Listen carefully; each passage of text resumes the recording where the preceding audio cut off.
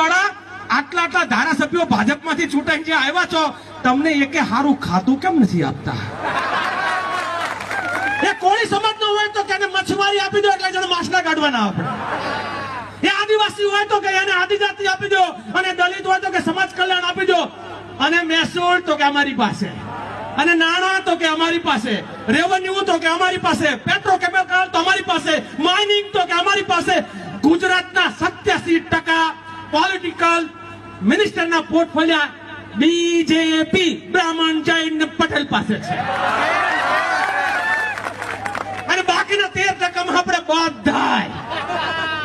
અને ત્યાં જઈને પેલો કે હા બોલો એટલે આપણા વાળા ત્યાં જઈને હા બોલે, કારણ કે ટિકિટ પેલા એમના આકાઓ પહોંચી લઈ આવેલા છે. એટલે આપણે આવનાર સમયમાં જનતાનો અવાજ ઉઠાવે, આદિવાસીનો અવાજ ઉઠાવે, ખેડૂતનો અવાજ ઉઠાવે, મારી મહિલાઓનો અવાજ ઉઠાવે, ઓબીસીનો અવાજ ઉઠાવે, એવા નેતાઓને સંસદમાં અને વિધાનસભામાં મોકલવા જોઈએ. આ બદલાવ